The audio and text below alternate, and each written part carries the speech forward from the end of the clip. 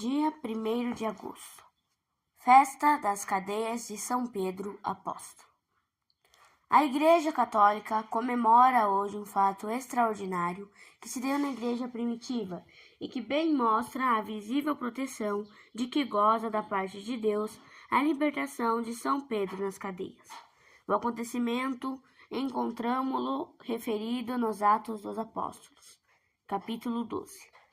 Naquele mesmo tempo, o rei Herodes começou a maltratar alguns da igreja e matou à espada Tiago, irmão de João. E vendo que isso agradava os judeus, mandou também prender Pedro. Eram então os dias dos ázimos, e tendo mandado prender, meteu-o no cárcere, dando-o a guardar a 4 piquetes de 4 soldados cada um, tendo intenção de o apresentar ao povo depois da Páscoa. Pedro, pois, estava assim guardado no cárcere. Entretanto, a igreja fazia sem cessar a oração a Deus por ele. Ora, na mesma noite em que Herodes estava para o apresentar, Pedro dormia entre 2 soldados, ligado com 2 cadeias, e os guardas à porta vigiavam o cárcere. E eis que sobreveio um anjo do Senhor, e resplandeceu uma luz no aposento, e, tocando no lado de Pedro, o despertou, dizendo: Levanta-te depressa. E caíram as cadeias das suas mãos. E o anjo disse-lhe: Toma a tua cinta e calça as tuas sandálias. E ele fez assim. E disse-lhe: Põe sobre ti a tua capa e segue-me. E ele, saindo, seguia-o, e não sabia que era realidade o que se fazia por intervenção do anjo, mas julgava ver uma visão. E depois de passarem a primeira e a segunda guarda, chegaram à porta de ferro que dá para a cidade, a qual se lhes abriu por si mesma. E saindo passaram uma rua, e imediatamente o anjo afastou-se dele. Então Pedro, voltando assim, disse: Agora sei verdadeiramente que o Senhor mandou o seu anjo e me livrou da mão de Herodes e de tudo o que esperava o povo dos judeus. Depois de um momento de reflexão, foi para a casa de Maria, mãe de João, que tem por sobrenome Marcos, onde estavam muitos reunidos em oração.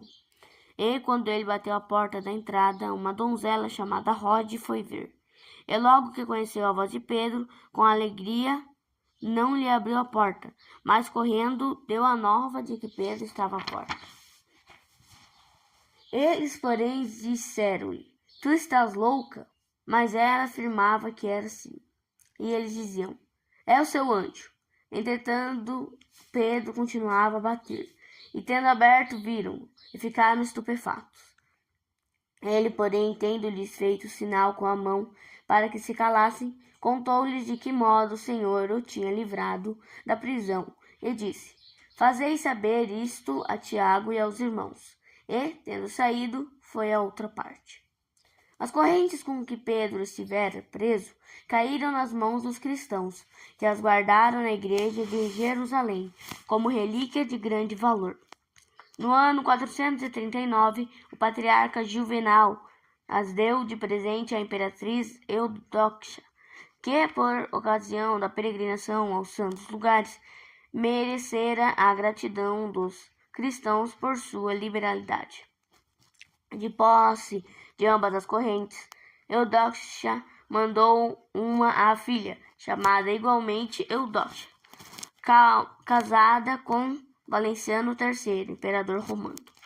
Esta, extremamente sensibilizada com o precioso presente, mostrou-a ao Papa Sisto III, que mandou trazer a outra corrente, com a qual Pedro estivera algemado, no cárcere Mamertino, por ordem do imperador Nero.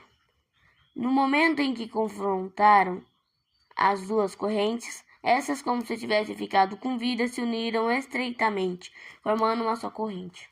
A imperatriz mandou construir no Monte Esquilino uma igreja, que foi consagrada no dia 1º de agosto, e dedicadas correntes de São Pedro, que lá se acham até hoje e gozam de grande veneração dos fiéis.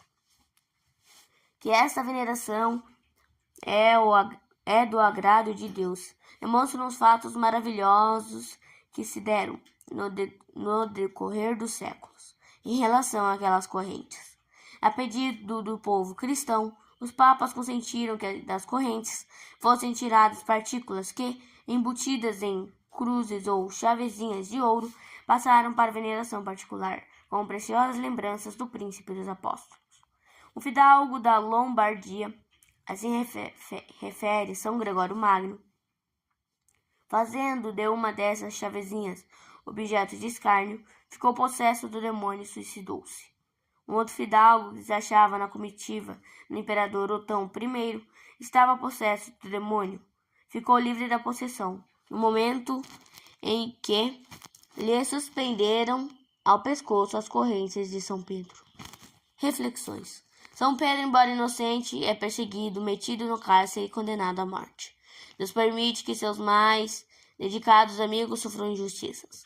São Pedro, perfeitamente conformado com a sorte, tendo a consciência tranquila, entregou-se a Deus e dormiu sossegadamente, agrilhoado na prisão. O exemplo de São Pedro deve animar-nos e resignar-nos sempre com a vontade de Deus, tendo apenas o cuidado de não praticar atos que possam perturbar a paz da nossa consciência. Humanamente falando, não havia esperança nenhuma de São Pedro salvar-se da situação dificílima em que se achava. Os cristãos rezavam com muita insistência pelo chefe e, quando as coisas chegaram ao extremo, parecendo inevitável a morte de Pedro, Deus mandou-lhe o anjo salvador. Assim também nós não devemos entregar-nos ao desânimo, sejam quais forem os sofrimentos e lutas que pareçam querer oprimir-nos. A nossa esperança deve estar sempre em nosso Senhor, que não abandona os seus fiéis servidores.